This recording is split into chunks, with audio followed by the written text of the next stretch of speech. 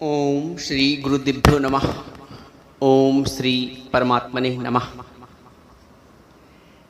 किसी वस्तु के बारे में जानना ज्ञान है, लेकिन वो वस्तु कैसे निर्मित हुई, कैसे उसने अपना स्वरूप धारण किया, ये जानना विज्ञान है। वस्तु को जानना ज्ञान है, वस्तु के विषय में संपूर्णता जानना ये विज्ञान है। जैसे घी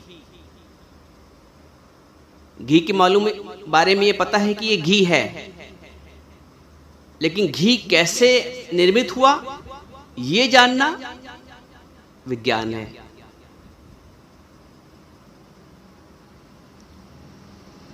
अब जैसे बच्चा घी देखेगा तो एक कौतूहल सा होगा कि कैसे बना। ये आपको मालूम है कि ये दूध से बना है, इसको मथा गया है, तब ये घी के स्वरूप में उपस्थित हुआ है। वैसे ही जगत है, सृष्टि है, कैसे निर्मित हुई, इसका आधार क्या है, ये जानना विज्ञान है। ये तो सबको मालूम है भाई, जो दिख रहा है संसार है, लेकिन संसार या सृष्टि की उत्पत्ति किस तत्व से हुई ये जानना विज्ञान है। भगवान श्री कृष्ण ने 6 अध्याय तक अर्जुन को समस्त ज्ञान दिया। आत्मा क्या है, ब्रह्म क्या है, जीव क्या है, कर्म क्या है, अकर्म क्या है, विकर्म क्या है, स्थित प्रज्ञ के लक्षण क्या है, जो परमात्मा को जान लेता है उसके लक्षण क्या है, सारा ज्ञान दिया। और अध्याय 7 में भगवान ने अर्जुन को और सेटिस्फाइड करने के लिए उससे कहा, ज्ञानम तेहम सविज्ञानम इदम वक्ष्याम शेषतः यज् ज्ञात्वा नेह भूयोन्यत् ज्ञात्वयम् अवशिष्यते। इसका अर्थ ये हुआ कि हे अर्जुन, मैं तुम्हारे लिए इस तत्व ज्ञान को विज्ञान सहित संपूर्णतया कहूंगा, जिसे जानकर संसार में फिर जानने योग्य शेष कुछ रहता ही नहीं है। अब तुम ज्ञान को, विज्ञान को, ब्रह्म को, मुझको उस विज्ञान के सहित जानो, उस तरह से जानो जिसके जानने के पश्चात कुछ शेष नहीं बचता है जानने को। एक और उदाहरण से हम समझ लें इस बात को। जैसे कोई औषधि है, दवा है, और मुझे ये मालूम है ये दवा है, इससे ये फायदे हैं। दवा को जानना ज्ञान हुआ, लेकिन दवा कैसे बनी, उस मेडिसिन का साल्ट क्या है, ये जानना विज्ञान है।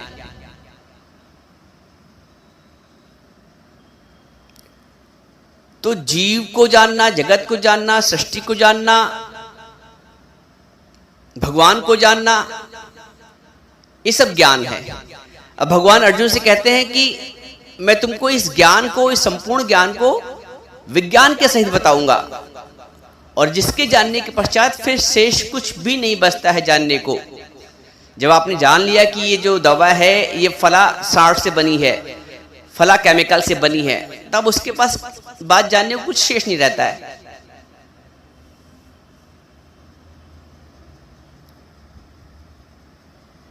लेकिन अगले ही श्लोक में भगवान एक बात और कहते हैं, वो भी बहुत ध्यान देने योग्य बात है। अध्याय 7 के 3 श्लोक में पहले तो भगवान कहते हैं मैं तुमको बता रहा हूं इस ज्ञान को विज्ञान सहित, लेकिन वो एक और उदाहरण देते हैं। कहते हैं वैसे तो मैं ये ज्ञान जानना अधिकार सबका है, लेकिन हजारों में से कोई एक यत्न करता है, और उस यत्न करने वालों में भी कोई एक मुझे तत्व से जानता है। जैसा मैंने कहा तत्व से जानना।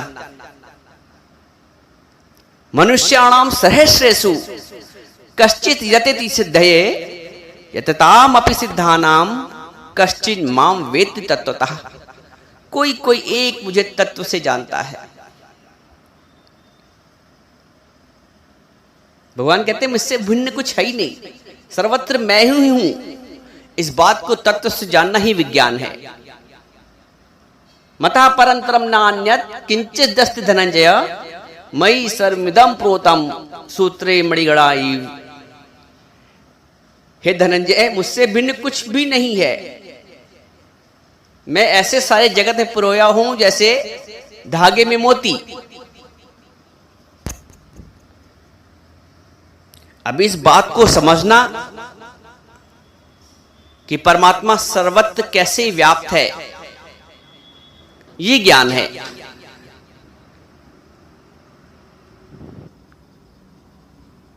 मतः परतरम नान्यत् किंचित दस्त धनंजय मई सर्वमिदं प्रोतम सूत्रे मणिगणायु। भगवान बोलते मुझसे भिन्न कुछ है ही नहीं, सर्वत्र मैं ही हूं। हम सबको मालूम है कि भगवान है, लेकिन भगवान समग्र रूप से सब कहीं विराजमान है, ये विज्ञान है।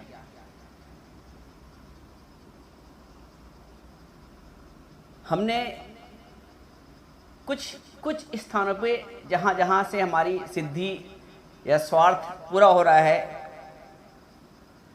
हम परमात्मा को समझते हैं यहां भगवान है। हाँ, मंदिर में तो है ही है भगवान, वो भी थोड़ी देर के लिए। जब तक अंदर हैं, अगर 100% मन अंदर है तभी जानो कि तुम मंदिर में हो। एक बात और भी है, अगर मन 100% मंदिर के अंदर है, क्योंकि अधिकांशता ऐसा होता है तन तो मंदिर हो जाता है मन के अंदर, लेकिन मन के अंदर नहीं जा पाता है।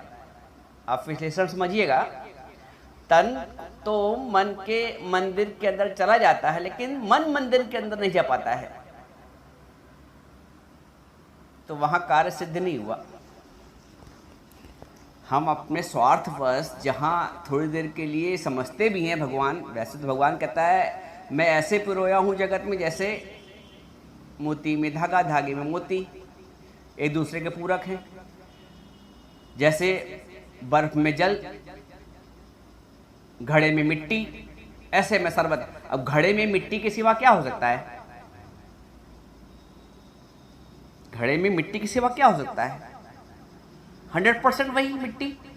तो जगत में भी 100% परमात्मा तत्व ही है, कि हमारे पास वो दृष्टि नहीं है कि हम घड़े में अटक जाते हैं।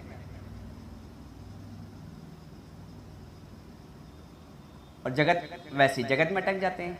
ये जगत ही जो दिख रहा है वही है, लेकिन जो आधार है, परम तत्व है, वो इन आंखों से नहीं दिखता है। उसके लिए दिव्य दृष्टि चाहिए, विवेक की दृष्टि चाहिए। और ऐसा नहीं कि दिव्य दृष्टि के लिए कोई चमत्कार होगा, भगवान साक्षात रूप में खड़े हो जाएंगे और त्रिशूल और डमरू लिए या तीर धनुष बाण लिए हुए वो आके हमको दिव्य नेत्र देंगे। दिव्य नेत्र का आशय है विवेक खुलना, और ये विवेक सद्गुरु खोलता है। और एक बात और भी है, मनुष्य अगर मनुष्य है तो विवेक का नेत्र जीवन में एक बार कभी न कभी खुलना ही चाहिए। भाई जानवरों का विवेक नहीं खुल सकता है, पक्षियों का विवेक का नेत्र नहीं खुल सकता है।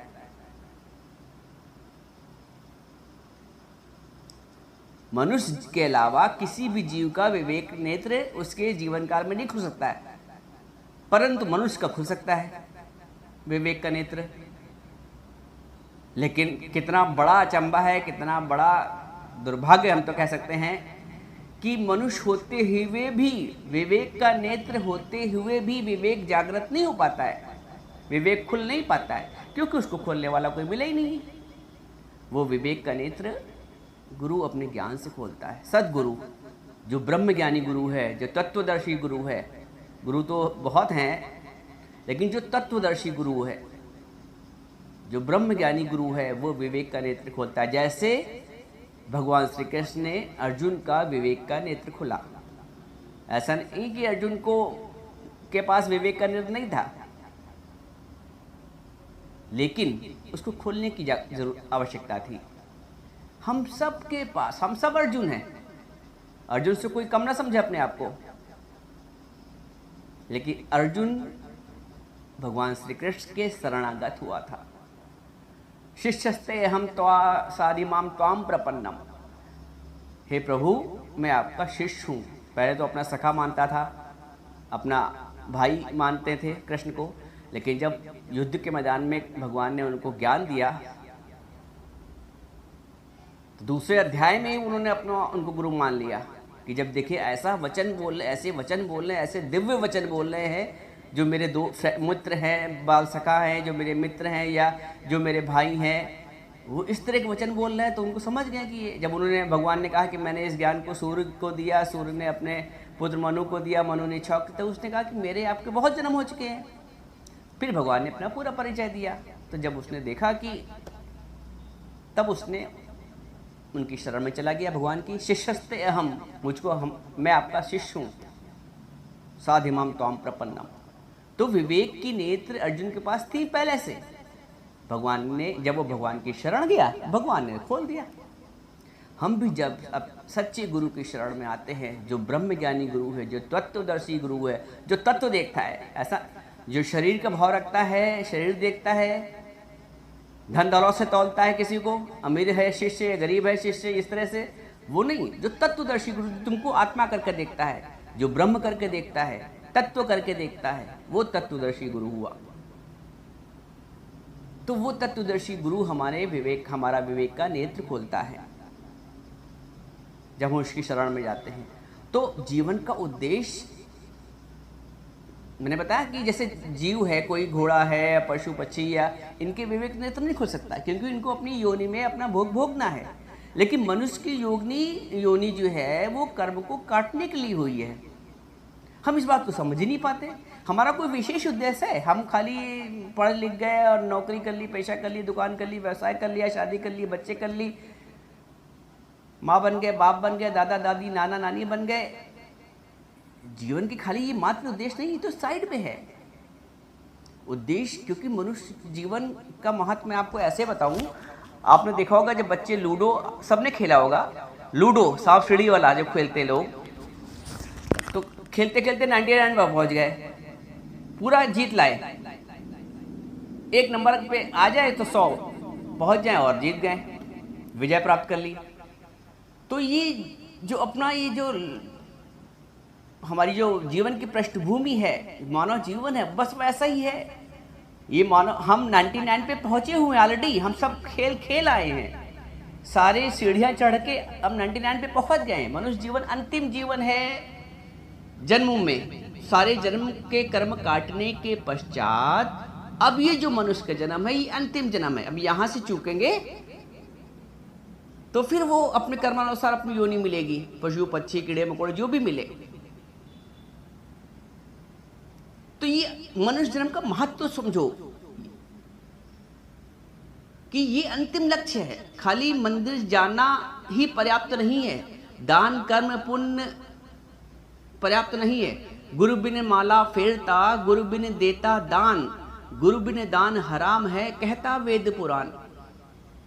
गुरु के बिना अगर माला भी फेर रहे हो तो वह अज्ञान में है, क्योंकि गुरु माला का रहस्य बताता है। गुरु बिन माला फेरता, गुरु बिन देता दान। तुम दान अभी जो देते हो दूसरा समझ के देते हो, भाई मैं किसी की मदद कर दूं, किसी की सहायता करना तो भाई मनुष्य का कर्तव्य है ना। आप ठीक हो, अच्छी बात है, बहुत अच्छा है, लेकिन गुरु वहीं पे तुम्हारी दृष्टि बदल देगा कि तुम जिसकी सहायता कर रहे हो, या तुम और जो जिसकी सहायता कर, दोनों ही ब्रह्म स्वरूप हैं, दोनों ही आत्म स्वरूप हैं।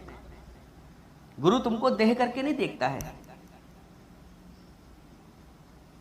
तो गुरु वो विवेक की दृष्टि देता है, वो ज्ञान की दृष्टि देता है, ज्ञान चक्षु। खुद ज्ञान चक्षु खोल के तू देख तो सही, जिसको तू ढूंढता वो सदा तेरे पास है। अचरज ये जल में रह के भी मछली को प्यास है। तो गुरु बिन माला फेरता, गुरु बिन देता दान, गुरु बिन दान हराम है, क्योंकि तुम दूसरा देख करोगे और कभी फिर याद भी आएगा। तुमने अगर किसी को अपनी शर्ट, अपनी साड़ी दे दी है तो साल भर बाद भी वो अपनी पहने हुई वही साड़ी, वही शर्ट देखे जाएगा, तो तुम्हें मन में तुरंत क्लिक करेगा, अरे ये तो वही शर्ट है जो हमने उसको दी थी। क्योंकि तुम वहां देने वाले बन गए ना, अपने आप को कर्ता माने ना। और जैसे ही वो तुम्हारी शर्ट या तुम्हारी साड़ी पहन के आया, अरे ये तो फलानी, ये तो मेरी साड़ी है, मैंने इसको दी थी, तुरंत तुम कहोगे। ये मानवीय प्रवृत्ति है, क्योंकि कारण ये है कि वहां कर्ता बन के दी, मैं हूं, मैं देने वाली हूं, मैंने फलानी को दी।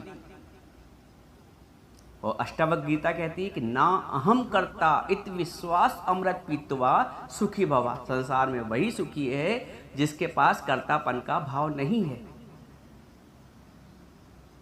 ना अहम करता इत विश्वास अमृत पीतवा, इसका विश्वास कर लो आज से, अभी से, कि मैं कुछ करने वाला नहीं हूं। जो भी शक्ति है, जो भी हो, परम तत्व की शक्ति है, उससे कार्य हो रहा है। पंखे की अपनी कोई शक्ति नहीं जब तक करना हो, भले ही सारी सज्जा उसके पास है, लेकिन वो चल नहीं सकता है बिना करंट के। तो ये शरीर भी ऐसे ही है, जब तक परमात्मा की सत्ता ना हो तब तक शरीर चल नहीं सकता। तो मैं करता कहां से हो गया, और फैन की करता कहां से होता है। फर्म एक जो मुख्य करता है, जो मुख्य तत्व है, वो तो परमात्मा है। वो तो पंखे के लिए चलने वाला करंट है, बिजली है। तो ना अहम करता इत विश्वास अमृत पीतवा सुखी भवा। वह संसार में वही सुखी है जो अपने आप को कर्ता नहीं मानता, सब कुछ करते हुए अकर्ता का भाव। ये आगे हम लोग जब गीता का अध्ययन करेंगे तब इसका विस्तार से अध्ययन करेंगे।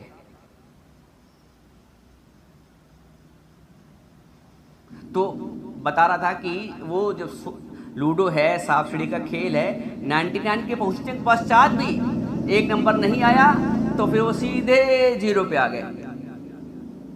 वही मनुष्य जन्म का हाल है। अगर इस बार चूक गए, तुम सब जितने भी मनुष्य हैं,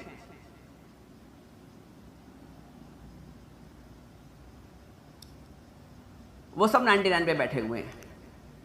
जितने भी सामान्य स्तर के मनुष्य हैं, सब 99 पे बैठे हुए हैं। यहां से जरा से चूके फिर नीचे 0 पे आ गए, सांप ने काट लिया। वैसे ही हमारा जीवन, अगर हम परमात्मा जो 100 पे पहुंचने के बाद विजय है, 100 पे पहुंचने के बाद मोक्ष है, फ्री हो गए फिर खेलने से गेम। तो हमको भी वो जो 100 है वो मोक्ष की सीढ़ी है, वो मुक्ति की सीढ़ी है, वो आनंद की सीढ़ी है, वो परम तत्व की सीढ़ी है। हम 99 से फिर अगर चूके तो फिर वही 0 पे आ गए, फिर इतना चढ़ो, और नहीं तो 1 नंबर ला के बस 1 नंबर। ये अद्वैत का भाव कि सब में परमात्मा तत्व है, यही भाव, यही ज्ञान को विज्ञान सहित भगवान ने अर्जुन से गीता में कहा है। ज्ञानम तेहम सविज्ञानम इदम वक्ष्यामि यज् ज्ञात्वा नेह भूयोऽन्यत् ज्ञात्वयम् अविशिष्यते। ज्ञानम तेहम सविज्ञानम, मैं उस ज्ञान को तुमसे विज्ञान सहित कहता हूं। तो आज समझो कि विज्ञान सहित ज्ञान कैसे है। विज्ञान सहित तभी होगा जब तुम परमात्मा को सर्वत्र समझोगे। अपनी विवेक की दृष्टि खुलेगी, तभी विवेक विज्ञान को समझेंगे। इस ज्ञान को विज्ञान कैसे समझेंगे। अभी तो हमें लड़का लड़की, बेटा बहू, तू मैं दिख रहा ना। गुरु जब दृष्टि दे देता है तो सर्वत्र भगवान दिखता है। और ये दृष्टि अगर हमारी नहीं खुली इस जन्म में, क्योंकि मनुष्य ही अधिकारी है, मनुष्य ही विवेक की नेत्र खोलने का अधिकारी है, मनुष्य ही मोक्ष का अधिकारी है, मनुष्य ही आनंद का अधिकारी है। आनंद को तुम ये दुनियावी मजा ना समझ लेना कि आनंद तो हम लेते रहते, रोज ही मजे आता है, कुछ ना कुछ कर लेते हैं, बढ़िया आनंद मजा आ जाता है। आनंद और मजे आने में बड़ा फर्क है। अब आप कहोगे इसमें क्या फर्क है, वो शायद उर्दू का वर्ड हो, ये हिंदी का है, शुद्ध हिंदी आनंद नहीं। आनंद का अगर परिभाषा दिया जाए, वैसे तो आनंद का आप देखो, वो हिंदी में, हिंदी की जो डिक्शनरी है उसमें आप आनंद का कोई विलोम शब्द नहीं पाएंगे। हर शब्द का विलोम है। सुख का दुख है, मान का अपमान है, लाभ का हानि है, अच्छा का बुरा है, गोरे का काला है, दिन का रात है, लेकिन ना आनंद का ना आनंद कोई शब्द नहीं है। आनंद अकेला है, और वो आनंद तभी प्राप्त होता है जब परमात्मा से जुड़ते हैं। हमको दुनिया में मजा तो आता है, एंजॉय तो करते हैं, आनंद नहीं मिलता है। एक आनंद की एक परिभाषा और है, आनंद आके फिर जाता नहीं है। दुनिया के सुख आएंगे और चले जाएंगे। आज बड़ी खुशी है, आज बड़ा सुख है, फलाना आने से, फलाने के जाने से, और ऐसा होने से, ऐसा काम बन जाने से। कल उसके चले आने से दुख भी होगा।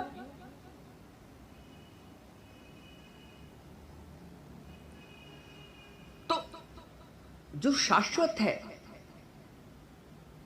जो शाश्वत आनंद है, वो परमात्मा से जुड़ने के बाद ही मिलता है। मंदिर आप जाओगे, ऐसा नहीं कि आप मंदिर भी जाते हो, भावना है तभी तो जाते हो, ऐसे थोड़ी जाते हो। सुबह शाम नियम से जाते हो मंदिर, सब कुछ करते हो। कुछ विशेष अवसर आता है तो विशेष पूजा पाठ भी कर लेते हो,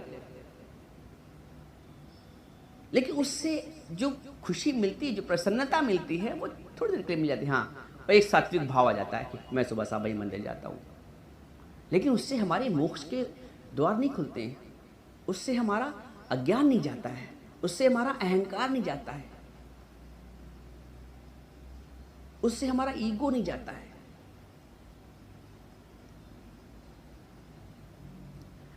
गीता कहती है ना अहम कर्ता इति विश्वास समृत पीत्वा सुखी भव, कि मैं करने वाला नहीं हूं। तो साधारण सात्विक कर्म करने से हमारा अज्ञान नहीं जाता है, साधारण सात्विक कर्म करने से हमारा अहंकार नहीं जाता है। हमारी कुछ खुशी का दिन आया, कुछ ऐसा बात हो गई प्रसन्नता कि हमने सत्यनारायण कथा कर ली, कथा सुन ली, कोई बात नहीं, अच्छी बात है। पंडित जी भी आए लीलावती कलावती के सुना के, सत्यनारायण की कथा में तो सत्यनारायण कथा तो कोई होती नहीं है, कथा तो वो लीलावती की चलती रहती है। आए और पुजवाया और चले गए, तो ठीक है, कान में श्रवण हुआ, थोड़ी देर के भगवान की चर्चा हुई, भगवत चर्चा हुई, बिल्कुल अच्छी बात है। लेकिन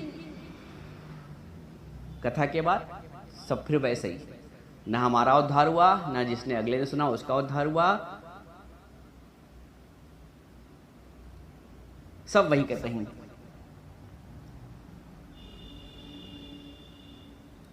तो ईश्वर को तो तत्व से जानना पड़ता है।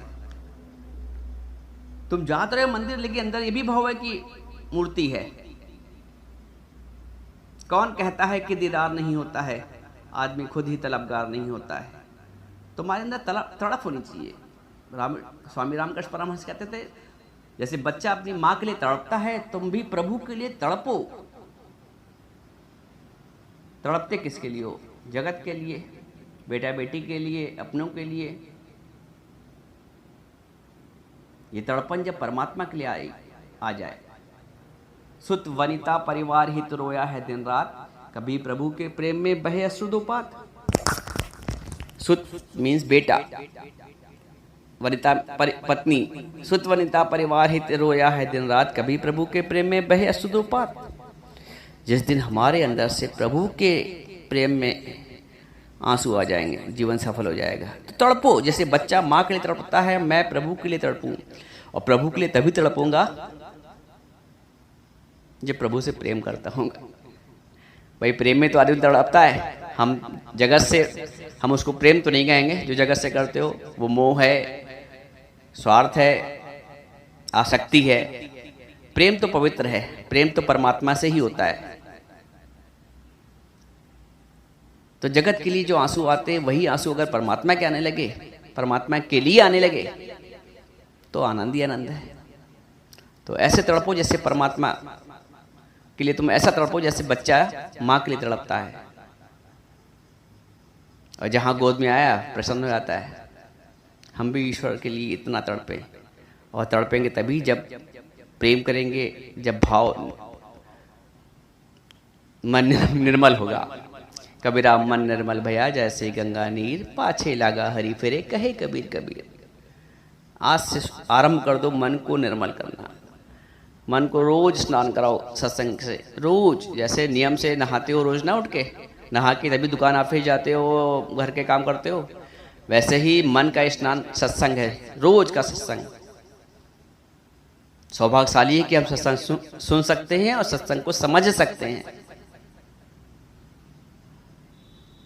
सुनना और समझना दोनों की शक्ति, सामर्थ्य ईश्वर ने दिया है।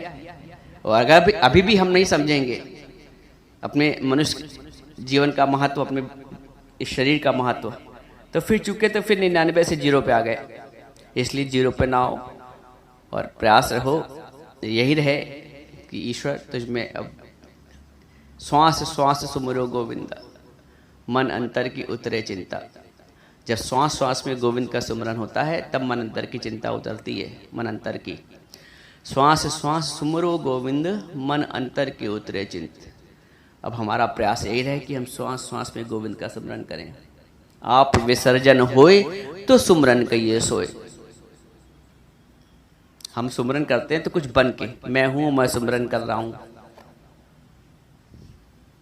जब कुछ ना बनूं और सुमरन हो जाए। आप विसर्जन होए तो सुमरन कहिए सोए। सुमरन ऐसा कीजिए दूजा लखे ना कोई। दूसरा दिखता ही नहीं परमात्मा के सिवा। आज से प्रयास हो कि दूसरा ना दिखे परमात्मा के सिवा। ऐसा प्रयास तत्क्षण स्टार्ट कर दो और ये चलता रहना चाहिए प्रयास। देखो आनंद आता कि नहीं आता।